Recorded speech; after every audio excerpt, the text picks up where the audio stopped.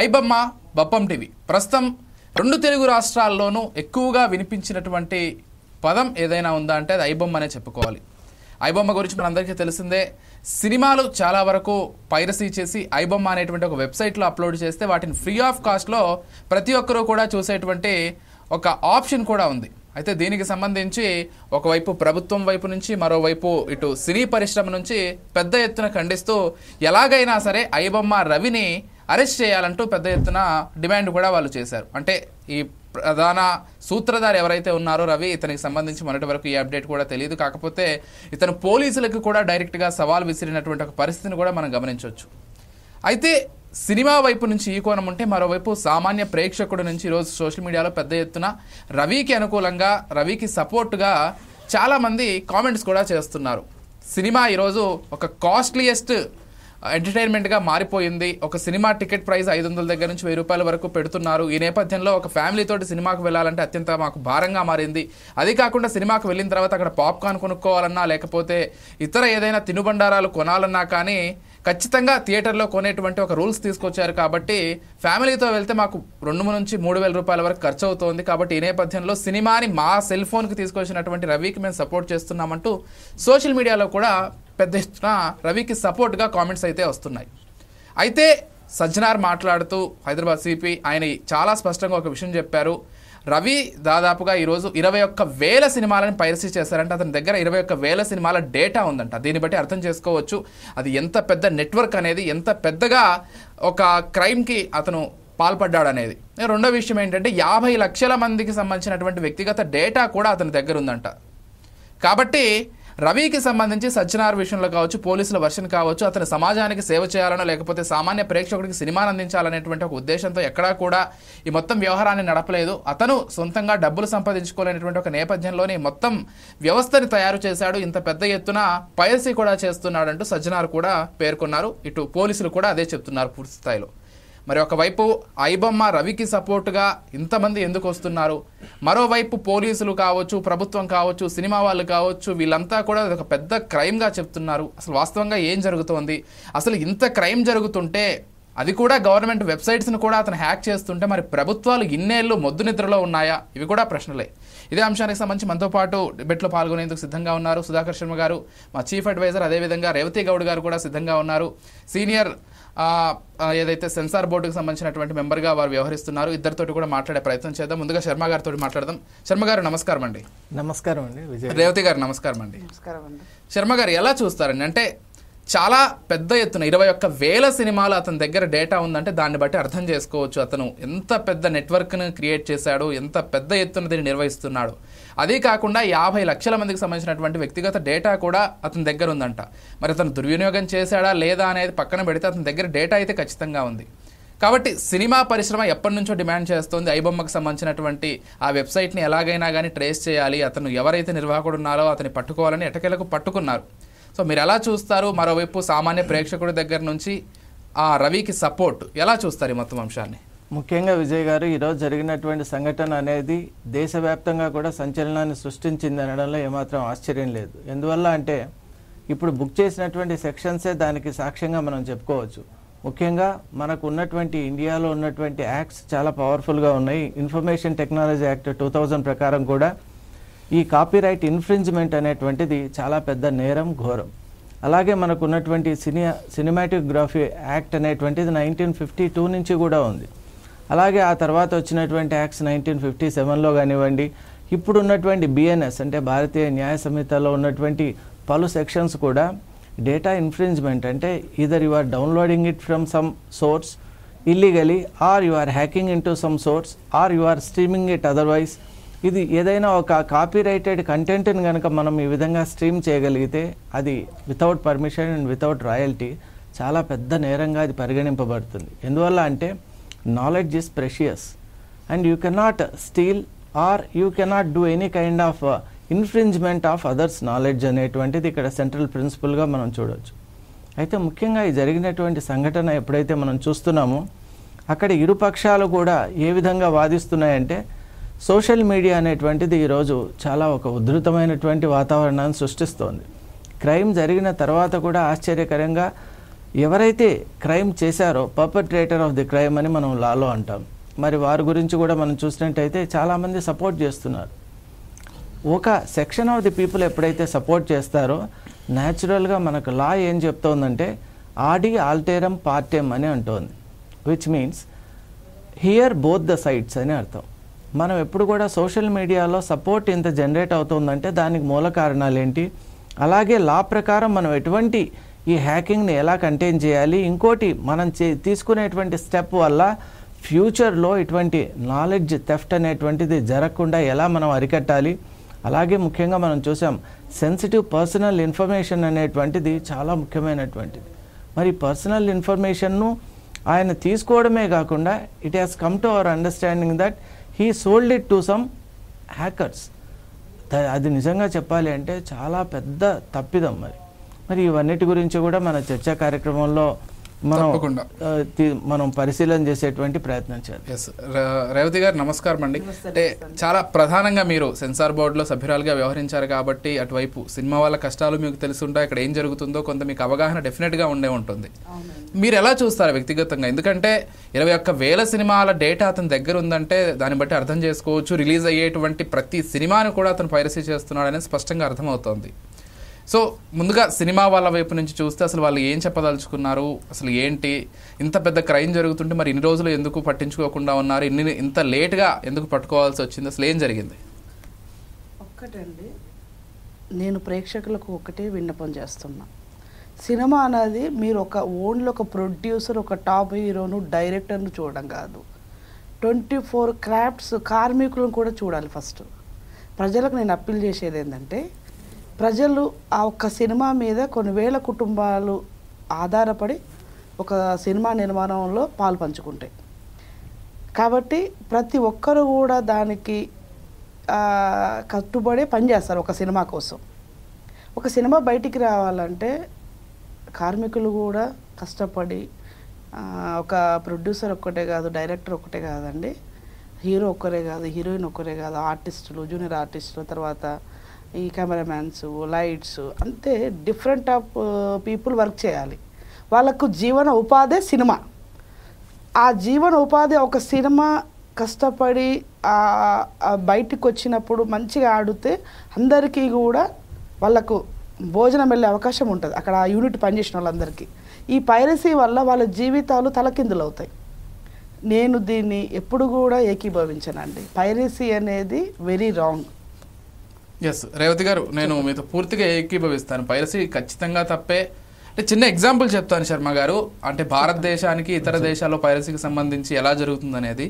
అమెరికాలో మన భారతదేశానికి చెందినటువంటి ఒక వ్యక్తి సినిమా థియేటర్కి వెళ్ళి అక్కడ ఉన్నటువంటి ఆ సినిమాని వీడియో తీసుకొని వచ్చి ఇంటికి వచ్చి చూశాడంట. అది టెక్నికల్గా వాళ్ళు ఐడెంటిఫై చేసి వితిన్ మినిట్స్లోనే అతను వెళ్ళి అరెస్ట్ చేసి అతని పైన నమోదు చేయాల్సినటువంటి సెక్షన్లన్నీ నమోదు చేసి అతనికి భారీ జరిమానా కూడా విధించారంట, కొన్ని కోట్ల రూపాయల్లో.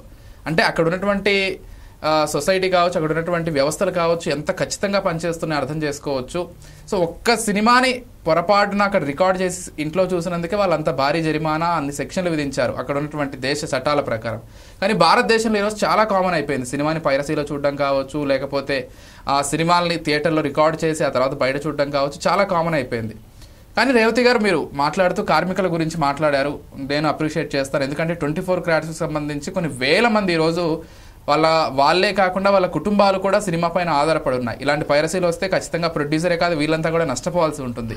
కానీ ఒక్కసారి మనం ప్రస్తుత సినిమా పరిస్థితిని గమనించినట్లయితే మనం ఏ టాప్ హీరో తీసుకున్నా, ఏ టాప్ హీరోయిన్ తీసుకున్నా కానీ వాళ్ళందరికీ 50 కోట్లు, 100 కోట్లు, హీరోయిన్లకైతే 10 కోట్లు, 20 కోట్ల రెమ్యూనరేషన్ ఈరోజు చాలా సాధారణంగా ఇస్తున్నారు. మొన్న కార్మికులందరూ కూడా అంత ఉద్యమం చేస్తే వాళ్ళకి 10% హైక్ ఇవ్వడానికి కూడా ప్రొడ్యూసర్లు 1కి 10 సార్లు ఆలోచించారు. కానీ నిజమైనటువంటి ఈ టికెట్ రేట్ హైక్స్ కావచ్చు ఇవన్నీ కానీ అటు ప్రొడ్యూసర్ జోబుల్లోకి, డైరెక్టర్ జోబుల్లోకి, హీరో జోబుల్లోకి వెళ్తున్నాయి కానీ కార్మికుడి జోబులోకి ఎక్కడ వెళ్తోందనేది కూడా పెద్ద ప్రశ్నే కదా. ఏం చెప్తారు? మొన్న దాని గురించే ముఖ్యమంత్రి గారు రేవంత్ రెడ్డి గారు వారి దగ్గరికి వచ్చి కలిసి వారిని దీని గురించి కూడా కార్మికులు కలవడం జరిగింది. వారు కూడా స్వచ్ఛందంగా మీరు చేయాలని కూడా చెప్పడం జరిగింది. అలాంటప్పుడు సినిమా పెద్దలు ఆలోచన చేయాలి. ఎవరు ఆలోచన చేయాలి? సినిమా ఇండస్ట్రీ పీపుల్ పెద్దలు ఆలోచన చేయాలి. మనం ఇంతమంది కష్టపడి ఈ కార్మికులు ఈ సినిమా నిర్మాణం కోసం ఏమండి ఒక ఇల్లు కట్టినప్పుడు పునాది పర్ఫెక్ట్ ఉండాలండి. కాబట్టి పునాది పర్ఫెక్ట్ ఉండాలి అంటే ఆ ఇల్లు బిల్డింగ్ కంప్లీట్ కన్స్ట్రక్షన్ కావాలంటే పునాది పర్ఫెక్ట్ ఉండాలి. సినిమా పెద్దలు కూడా ఏం చేయాలి? అవును, వీళ్ళు కార్మికులు ఈరోజు ఈ 24 క్రాఫ్ట్స్ వాళ్ళు మా కోసము ఈ పని చేస్తున్నప్పుడు స్వచ్ఛందంగా వాళ్ళు కంట్రిబ్యూట్ చేయడానికి ముందుకు రావాలి. ఎవరో వచ్చి చెప్పడం ఎవరో వస్తేనే కాదండి. వాళ్ళు కార్మికులు వెళ్ళి రోడ్ ఎక్కి ఉద్యమాలు చేస్తే కాదు, దానికంటే బిఫోర్ ఒక్క అడుగు ముందుకేసి వాళ్ళ కోసం వీళ్ళు పెంచాలని నేను కోరుకుంటున్నాను. ఎస్. అండ్ శర్మ గారు, రవికి సంబంధించినటువంటి సపోర్ట్ చేసే వాళ్ళ కోణం ఎలా ఉందో కూడా నేను ఉంచే ప్రయత్నం చేస్తాను. ఈరోజు ఒక్క సినిమా మనము ఏదైనా ఒక టాప్ హీరో సినిమా రిలీజ్ అయితే దాదాపు 400 నుంచి 450 రూపాయలు, 500 బెనిఫిట్ షోడ్ అయితే 1000 రూపాయలు, 2000 పెట్టి వెళ్ళేటువంటి ఆ ఫ్యాన్స్ ఉన్నారా? ఫ్యాన్స్ని వదిలేద్దాం. సామాన్య ప్రేక్షకుని తీసుకున్నా కానీ 500 రూపాయలు సాధారణ టికెట్ ఉంటుంది మల్టీప్లెక్స్లో. సో ఒక కుటుంబంలో 4 ఉన్నారనుకుందాం. 4 సినిమాకి వెళ్తే దాదాపు 2000 ఖర్చు అవుతుంది. ఒక పాప్కార్న్ 480 రూపాయలు, 500 రూపాయలు ఉంటుంది ఒక లార్జ్ పాప్కార్న్. దానిపైన GST, state GST, central GST వేస్తే ఒక 34 రూపాయలు మళ్ళీ అదనంగా పడుతుంది. అంటే 500 రూపాయలు. ఒక కూల్ డ్రింక్ తీసుకుంటే 380 రూపాయలు లార్జ్ కూల్ డ్రింక్. ఎందుకంటే నేను వెళ్తూ ఉంటాను కాబట్టి నాకు వ్యక్తిగతంగా కూడా తెలుసు ఎంత రేట్స్ ఉన్నాయనేది. ఒకవేళ ఆ ఇంట్లో ఒక 2-3 కూల్ డ్రింక్స్ తీసుకున్నా కానీ అక్కడ 2000 అవుతుంది. పాప్కార్న్కి, కూల్ డ్రింక్స్కి ఏమైనా కొంటే 4000 రూపాయలు ఒక 3 గంటలకి ఒక అతి సామాన్యుడు పెట్టుకోవాలంటే ఎలా పెట్టుకుంటాడు? ఇక్కడ సినిమాలో ఒక ప్రశ్న అడుగుతున్నారు, అదేంటి కూల్ డ్రింక్ పాప్కార్న్ తినమని మేమేం చెప్పలేదు కదా, అసలు మాకేం సంబంధం అనేటువంటి ఒక ప్రశ్న వేయవచ్చు. ఒక మధ్యతరగతి వాడు, ఒక సామాన్యుడు ఒక మల్టీప్లెక్స్కి వెళ్ళినప్పుడు ఆ పిల్లలు పక్క వాళ్ళు ఎవరైనా పాప్కార్న్ తింటుంటే, కూల్ డ్రింక్ తాగుతుంటే ఖచ్చితంగా మాకు కొనియండి అని మారాన్ చేస్తారు. అప్పుడు కుటుంబ సభ్యులకు కూడా తప్పనిసరి పరిస్థితుల్లో కొనివ్వాల్సినటువంటి ఒక పరిస్థితి ఉంటుంది. 4000 రూపాయలకు ఒక నెలంతా గడుస్తుంది. ఇంట్లో ఉన్నటువంటి హౌస్ హోల్డ్స్ నీడ్స్కి సంబంధించినటువంటి సరుకులు కావచ్చు, ఏమైనా తెచ్చుకోవాలంటే. అలాంటిది 3 గంటల సినిమాకి ఇంత పెట్టాలంటే ఎందుకు పెట్టాలి? కాబట్టి మాకు చాలా ఈజీగా ఒక వెబ్సైట్లో ఈ సినిమా దొరుకుతుంది కాబట్టి మేము చూస్తున్నాం, తప్పేంటనేటువంటి ఒక వర్షన్ కూడా ఈరోజు సోషల్ మీడియా కామెంట్స్లో విపరీతంగా వినిపిస్తోంది. కాబట్టి ఇక్కడ ప్రభుత్వాలు, సినిమా వాళ్ళు కూడా వాళ్ళ వైపు నుంచి కూడా కొంత తప్పు ఉందనేటువంటి విమర్శ కూడా ఉంది. మీ అభిప్రాయం ఏంటి? తప్పక విజయ్ గారు, ఎందువల్ల అంటే ఈ సంఘటన ఏదైతే జరిగిందో దాని నుంచి మనం నేర్చుకోవాల్సింది చాలా ఉంది. ముఖ్యంగా చెప్పాలి అంటే మీరు అన్నటువంటి విషయం చాలా యథార్థం. ఇక్కడ జరిగినటువంటి కాపీరైట్ ఇన్ఫ్రింజ్మెంట్ ఏదైతే ఉందో, పైరసీ ఏదైతే ఉందో, అది లీగల్గా చట్టరీత్యా చాలా పెద్ద నేరం. దాని విషయంలో ఏమాత్రం కూడా సందేహం లేదు. అటువంటి యాక్టివిటీస్ ఎవరు తలపెట్టినా కూడా భారతీయ న్యాయ సంహిత ప్రకారం అది నేరంగానే పరిగణింపబడుతుంది. దానికి శిక్ష కూడా ఉంది. అయితే ఈ సంఘటన వెనక ఉన్నటువంటి ఆంతర్యాన్ని కూడా మనం అర్థం చేసుకునే ప్రయత్నం చేయాలి. ఎందువల్ల అంటే ప్రజలు, అలాగే ఇక్కడ ఈ సినీ పెద్దలు ఎవరైతే ఉన్నారో వాళ్ళు, ప్రభుత్వం, ఈ ట్రయాంగిల్ బాగా ఆలోచన చేయాలి. అసలు మనకి ఇంగ్లీష్లో ఒక సేయింగ్ ఉందండి, the society prepares the crime and the criminal commits it అని. మరి ఈ అనాలజీ ప్రకారం కనుక మనం వెళ్ళినట్లయితే అసలు ఈ పైరసీ చేయవలసినటువంటి అగత్యం ఎందుకు ఏర్పడింది? సరే, అతనికి ఉన్నటువంటి పర్సనల్ నీడ్స్ పక్కన పెడితే ఇది ఒక్క కేసే కాదు. పైరసీ అనేటువంటిది ఇప్పటికి చాలాసార్లు జరిగింది. ఇది ఒక కంటిన్యూస్ ప్రాసెస్గా కొనసాగుతున్నటువంటి నేపథ్యంలో పైరసీ వైపు అసలు ఎలా వెళ్ళగలుగుతున్నారు, వెళ్ళవలసినటువంటి అవసరం ఏమిటి అని కూడా ఆలోచన చేస్తే, మేడం గారు కూడా చెప్పారు, ఇది 24 ఈ క్రాఫ్ట్స్కి సంబంధించినటువంటి, నిజంగా అది యథార్థం కూడా. 24 క్రాఫ్ట్స్ ఉంటేనే మనకు ఒక భవనం అయితే అన్ని హంగులతో ఉంటే ఒక భవనం ఏర్పడినట్టు, ఈ క్రాఫ్ట్స్ ఉంటే కానీ ఒక సినిమా అనేటువంటిది నిర్మాణం కాదు. కానీ మనకు ప్రతి దాంట్లో ఒక ధర్మం అని ఉంటుంది. అపోర్షన్మెంట్ అని మనం అంటాం. అంటే ఇప్పుడు ఒక 100 రూపాయలు వచ్చినప్పుడు దాంట్లో కార్మికుడి నుంచి పెద్దల వరకు, ప్రొడ్యూసర్ వరకు స్థాయిని బట్టి వాళ్ళకు నిజంగా మనం ఇవ్వవలసిన అమౌంట్ ఇస్తున్నామా? ఎందువల్ల అంటే ఈరోజు మనం చూసాం, అత్యంత ప్రమాదకరమైనటువంటి పరిస్థితుల్లో కూడా కొంతమంది పనిచేస్తున్నారు, ప్రమాదాలకు గురి అవుతున్నారు. వాళ్ళకి నిజంగా కావాల్సినటువంటి సదుపాయాలు ఉన్నాయా? కొన్ని ఫ్యామిలీస్లో అయితే ఆ పనిచేసే వ్యక్తి తప్ప వేరే ఆధారం లేనటువంటి ఫ్యామిలీస్ ఉంటాయి. మరి అతనికి ఎంప్లాయ్మెంట్ సోర్సు ఈ ఫిలింకి దొరికింది, నెక్స్ట్ ఫిలింకి దొరకలేదనుకోండి, మరి ఆ ఫ్యామిలీ పస్తులతో ఉండాల్సిందేనా?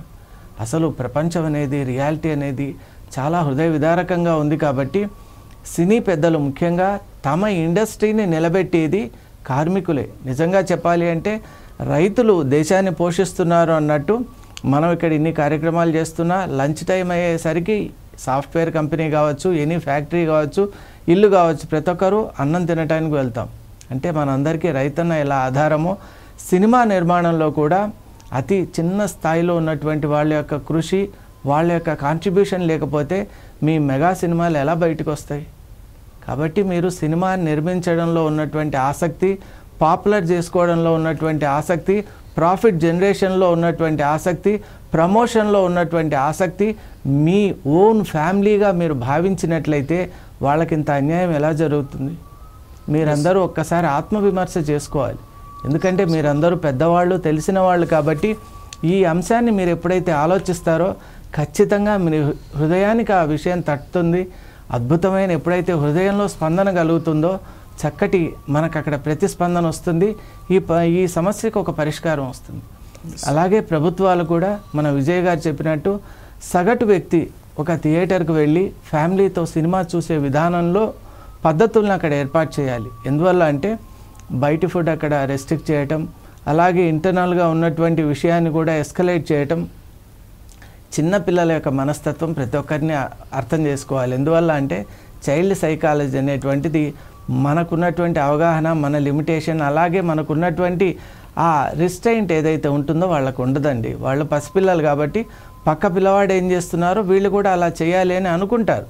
దాన్ని మనం కాదనలేం. నిజంగా చెప్పాలి అంటే అలా అణచడం కూడా బాల్యానికి మనం చేస్తున్నటువంటి ఒక నేరంగా మనం పరిగణించాలి. కాబట్టి ప్రతి ఒక్కరికి కూడా అందుబాటులో ఉండే విధానాన్ని ప్రభుత్వం తీసుకురావాలి.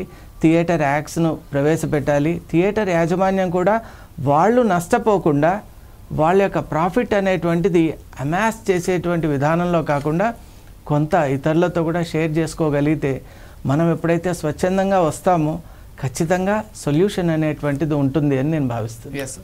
అండ్ రేవతి గారు, మీకు తెలిసే ఉంటుంది సింగిల్ స్క్రీన్ థియేటర్స్లో ఈరోజు పెద్దగా రేట్లు ఉండవు. అక్కడ 150-200 ఉంటుంది టికెట్. మల్టీప్లెక్స్లు వచ్చిన తర్వాత ఇంత దోపిడీ ఎక్కువగా జరుగుతుంది. కాబట్టి ప్రభుత్వాలు ఖచ్చితంగా ఫోకస్ చేయాలి. ఇంకో విషయం ఏంటంటే ద లెజెండరీ ప్రొడ్యూసర్ రామానాయుడు గారు కావచ్చు, లేకపోతే వారి అబ్బాయి సురేష్ బాబు గారు, వారిద్దరూ కూడా స్వయంగా ఒక ఇంటర్వ్యూలో ఏం చెప్పారంటే సినిమా టికెట్ రేట్లు ఎప్పుడైతే మీరు విపరీతంగా పెంచుతున్నారో అప్పుడే సినిమా చచ్చిపోతుంది. మీరు బయటి కారణాలు ఎన్నైనా చెప్పొచ్చు, కానీ అసలైన కారణం ఇదే అంటూ ఆ లెజెండరీ ప్రొడ్యూసర్స్ కూడా చెప్పారు. వాళ్ళు సినిమా ప్రొడ్యూస్ విషయంలో ఎన్ని సినిమాలు ప్రొడ్యూస్ చేశారో, ఎంత జీవితాన్ని చూసారో మనందరికీ తెలిసిందే. అలాంటి రామానాయుడు గారు, సురేష్ బాబు గారే చెప్పారు, సినిమా రేట్లు ఎప్పుడైతే టికెట్లు విపరీతంగా పెంచుతామో ఆ రోజు సినిమా ఆటోమేటిక్గా చచ్చిపోతుంది. ఈ బయటి కారణాలు, పైరసీ, ఇవన్నీ సెకండ్ రెంట్ వాళ్ళే చెప్పారు. సో దాన్ని బట్టి మనం అర్థం చేసుకోవచ్చు. అంటే ఇప్పుడు వాళ్ళలో వాళ్ళు కూడా ఒకరేమో ఒకవైపు రేట్లు పెంచమంటారు, ఒకరేమో పెంచొద్దు. అవును అవును. సో ఒక వర్గం వచ్చి గవర్నమెంట్ పెంచమని ఇబ్బంది పెడుతుంది, ఒక వర్గం వచ్చి వద్దంటది. ఇక్కడ కన్ఫ్యూజ్ అయ్యేది గవర్నమెంట్ కన్ఫ్యూజ్ అవుతుంది. అబ్సల్యూట్లీ కన్ఫ్యూజ్ అయ్యేది గవర్నమెంటే కదా. వాళ్ళందరూ ఒక యూనియన్లో కూర్చొని వాళ్ళు ఒక తాటి పైకి వచ్చి వాళ్ళు మాట్లాడుకొని ఒక కరెక్ట్ పర్ఫెక్షన్ డిసిషన్ తీసుకుంటే ప్రాబ్లం రాదు. ఎస్, మీరు అన్నది నిజంగా వాస్తవమే.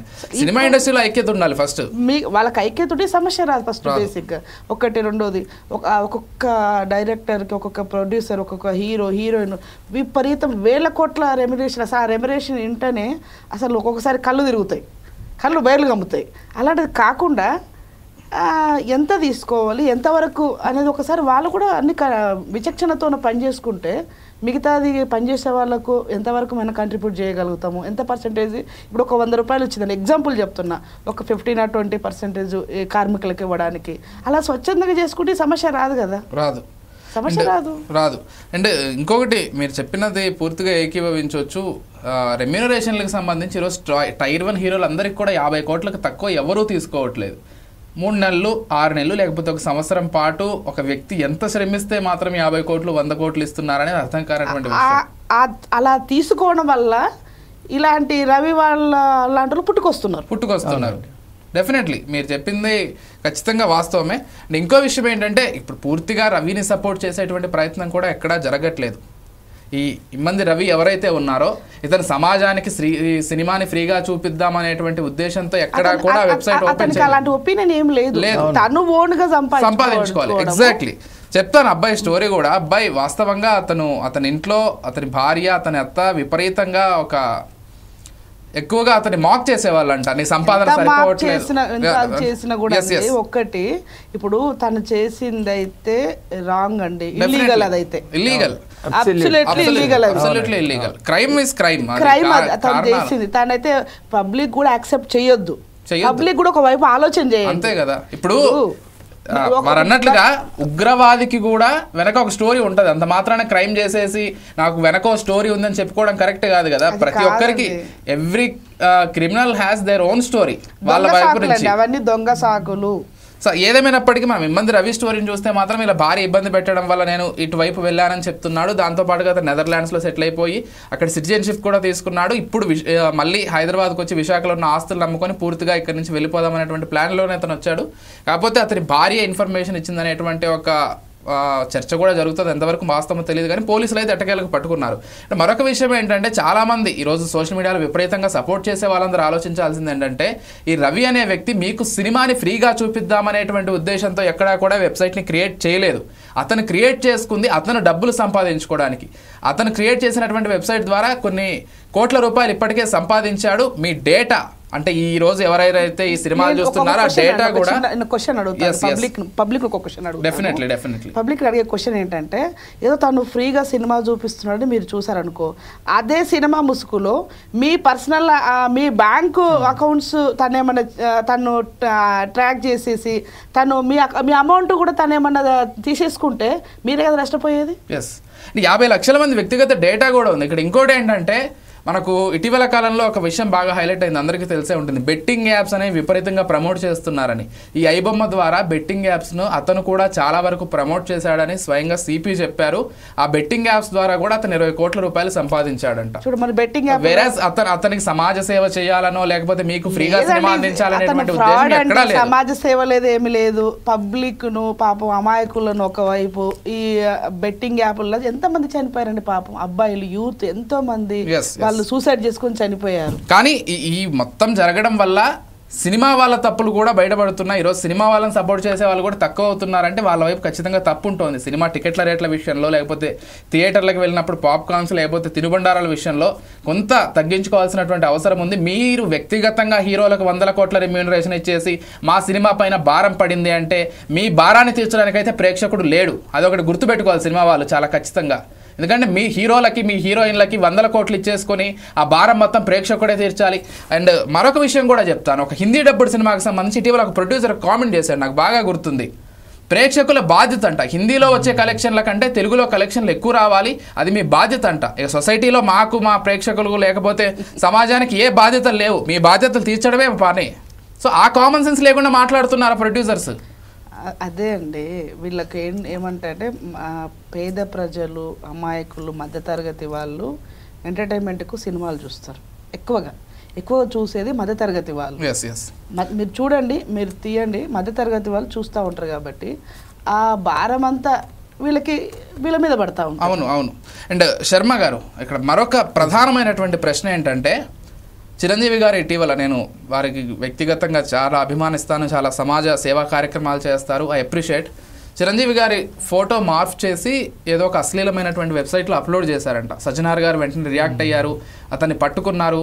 అండ్ మళ్ళీ ఈ కేసులో చూసుకున్నట్లయితే ఐబొమ్మ రవిని పట్టుకోవడానికి ఒక పెద్ద టీం క్రియేట్ చేశారు, పట్టుకున్నారు. ఇదే ఒక సామాన్యుడికి న్యాయం జరుగుతుందా అనేటువంటి ప్రశ్న పోలీసులను అడిగితే నిజంగా వాళ్ళు సమాధానం చెప్పగలరా? ఏం చెప్తారు శర్మ గారు? నిజంగా ఒక సామాన్యుడు వెళ్ళి కంప్లైంట్ ఇస్తే ఇంత క్విక్గా న్యాయం జరుగుతుందా సామాన్యుడికి? ఒక సినిమాకి సంబంధించి అంత క్విక్గా రియాక్ట్ అవుతున్నారు, సాధించామని మీ భుజాలు మీరే తడుముకుంటున్నారు. కానీ నిజంగా ఒక సామాన్యుడికి సమస్య వస్తే ఇంత క్విక్గా పోలీస్ డిపార్ట్మెంట్ రియాక్ట్ అవుతుందా అంటే ఏం చెప్తారు? ముఖ్యంగా మనకు లాలోనే దీనికి సమాధానం ఉందండి. Justice delayed is justice denied అని. ముఖ్యంగా చెప్పాలి అంటే ఈ సంఘటనతో మనం చూసాం ఎంతోమంది అమ్మాయిలు, ఇప్పుడు మన ఇళ్లలో కూడా అమ్మాయిలు ఉంటారు. అటువంటి మార్ఫింగ్ అనేటువంటిది విన్నప్పుడు ముఖ్యంగా ఈరోజు మార్ఫింగ్ ముసుగులో ఎంతోమంది జీవితాలు కూడా భంగం అయిపోతూ ఉన్నాయి. కాబట్టి ప్రతి సమాజానికి ఒక నిష్ట ఉండాలి, సమాజానికి ఒక బాధ్యత ఉండాలి. మన ఇంట్లో ఎలా మన పిల్లలు ఉంటారో మిగతా ఇళ్లలో ఉన్నవాళ్ళు కూడా మన పిల్లల్లాగే ఎప్పుడైతే మనం భావిస్తామో అసలు ఇటువంటి అరాచకమైనటువంటి చర్యలే కాకుండా ఆలోచనలు కూడా మన మనసుకు రావు. అటువంటి సమాజంలో కూడా నైతికమైనటువంటి విలువలు పెంపొందించేటువంటి విధానం రావాలి. ముఖ్యంగా ఛానల్స్ కూడా కేవలం వాటి టీఆర్పీ రేటింగ్స్ పెంచుకోవడం, అలాగే హైప్ చేయడం వల్ల వాటి ప్రోగ్రామ్స్ను ప్రమోట్ చేసుకోవడం మాత్రమే దృష్టితో వెళ్ళటం వల్ల కూడా సోషల్ మీడియా అనేటువంటిది తన మార్గాన్ని గతిని తప్పిందని నేను భావిస్తున్నాను. ముఖ్యంగా మనం గమనించాం, ఇక్కడ మార్ఫింగ్ కేసు కానివ్వండి, మిగతా ఏ విషయంలో కూడా పోలీస్ డిపార్ట్మెంట్ కూడా పెద్దల విషయంలో తీసుకునేటువంటి చర్యే మిగతా అందరి విషయంలో తీసుకోవాలి. క్రైమ్ అనేటువంటిది మన సిటీలోనే కాకుండా మన రాష్ట్రంలో కానీ దేశంలో కూడా పెరుగుతున్నటువంటి నేపథ్యంలో ఎంతమంది ఎన్ని రకాలైనటువంటి నేరాలు ఘోరాలకు బలవుతున్నారో మనం చూస్తున్నాం. అసలు న్యూస్ పేపర్ తెరిచి చదవాలంటే కూడా భయం వేస్తోంది, ఆవేదన కూడా కలుగుతోంది. కాబట్టి ఈ నేపథ్యం మారాలి అంటే ప్రజల్లో అవగాహన పెరగాలి, అలాగే ప్రభుత్వం కూడా బాధ్యతాయుతంగా ఉండాలి. ముఖ్యంగా పోలీస్ డిపార్ట్మెంట్ అనేటువంటిది తన కార్యక్రమాన్ని తాను సజావుగా చేసుకుంటూ పోతే క్రైమ్ తగ్గేటువంటి అవకాశం ఉంది. ఈ సినీ ఫీల్డ్కి సంబంధించి కూడా పెద్దలందరూ కూడా మేడం చెప్పినట్లు యునానిమిటీ అనేది చాలా ముఖ్యం. యూనిటీ ఈజ్ స్ట్రెంత్ అని మనం అంటాం. కాబట్టి యూనిటీ ఎప్పుడైతే ఉంటుందో పర్స్పెక్టివ్ అనేటువంటిది మారుతుంది, క్లారిటీ అనేటువంటిది వస్తుంది. కాబట్టి ఫస్ట్ ఆ క్లారిటీతో మనం ముందుకు వెళ్తే సగం సమస్య అనేటువంటిది అదే పరిష్కారం చేస్తుందని నేను భావిస్తున్నాను. ఎస్. రేవతి గారు, మీరు వ్యక్తిగతంగా సెన్సార్ బోర్డులో పనిచేశారు, సినిమాని చాలా దగ్గర నుంచి చూసారు. కాబట్టి ఎటువంటి మార్పులు చేసుకుంటే సినిమా అతి సామాన్యుడు థియేటర్కి వెళ్ళి చూసేటువంటి ఒక అవకాశం ఉంటుంది? ఎందుకంటే ఈరోజు థియేటర్లకు వెళ్ళడం కూడా చాలా వరకు తగ్గిపోయింది. మీరు అన్నట్లుగా 24 క్రాఫ్ట్స్ పైన కూడా ఈ ప్రభావం పడుతోంది. కాబట్టి మళ్ళీ సామాన్యులు లేకపోతే ప్రేక్షకులు థియేటర్కే వెళ్ళి సినిమా చూడాలంటే సినిమా వైపు నుంచి ఎటువంటి మార్పులు చేసుకోవాలి? సినిమా వాళ్ళ వైపు నుంచి సినిమా మేము సెన్సార్ బోర్డు సభ్యురాలుగా పనిచేస్తున్నప్పుడు కూడా ఒక సినిమా మన దగ్గరికి అవుట్పుట్ అంతా కంప్లీట్ అయిపోయి సెన్సార్కి వచ్చినప్పుడు మేము కూర్చొని వెరీ స్ట్రిక్ట్గా ఒక ప్యానెల్ ఉంటుంది. ఆ ప్యానెల్లో ఒక 2 లేడీ మెంబర్, 2 జెంట్స్ మెంబర్, ఒక రీజనల్ ఆఫీసర్, 5 మెంబర్స్ కూర్చొని సినిమా చాలా క్లియర్గా కళ్ళు ఒకవైపు చెవులు అన్ని అటెన్షన్ సినిమా మీద పెట్టి సెన్సార్ చేస్తాం. యాజ్ పాయింట్ టు పాయింట్ రాస్తూ అక్కడ ఏమన్నా మొత్తం బూతులు అవి ఉంటే అవి తీసేస్తాం. మా బాధ్యత సెన్సార్ యాక్ట్ ప్రకారం మేము పనిచేస్తాం. అయితే ఇక్కడ కూడా యాక్ట్ అనేది గవర్నమెంట్ ఆఫ్ ఇండియా యాక్ట్ మొత్తం ఒక్కటే ఆల్ ఓవర్ ఇండియా. సో మేమేం చేస్తామంటే రిలీజియన్స్ అంటే ఈ ప్రాంతం తెలుగు ప్రాంతం 2 రాష్ట్రాలు ఇక్కడ కల్చర్ ఇక్కడ మన జీవన విధానాన్ని బట్టి కూడా మేము సినిమా సెన్సార్ చేస్తాం. మమ్మల్ని సినిమా వాళ్ళు చేయమడుగుతారంటే madam government of India act ఒకటే కదా మేడం, బాంబే ఒకటే ఇక్కడ ఒకటే అంటే అడుగుతాను. నేనే క్వశ్చన్లు వాళ్ళకి చెప్తాను. బాబు బాంబే లాగా ఇక్కడ ప్రజలు నివసించారయ్యా, ఇక్కడ తెలుగు ప్రజల విధానాన్ని బట్టి కూడా మేము కొంత చేయాల్సి వస్తుంది, మార్పులు చేయాల్సి వస్తుంది అని క్లారిటీ క్లియర్గా చెప్తాం. వాళ్ళు కొంతమంది ఒప్పుకుంటారు, కొంతమంది ఒప్పుకోరు. ఒప్పుకోపోయినా కూడా మళ్ళీ ఆర్సీ కంపెనీలో కూర్చుంటాము, చేస్తాము. మేము ఆ విషయాలు ఎందుకంటే మాకు కూడా సమాజం పట్ల బాధ్యత ఉంది. మమ్మల్ని సెన్సార్ బోర్డు మెంబర్గా అపాయింట్మెంట్ చేసినప్పుడు కూడా మేము ఆ బాధ్యతతో పనిచేయాలి. ఈ సినిమా వాళ్ళు వస్తారు, ఇబ్బంది పెడుతుంటారు, అది కామన్.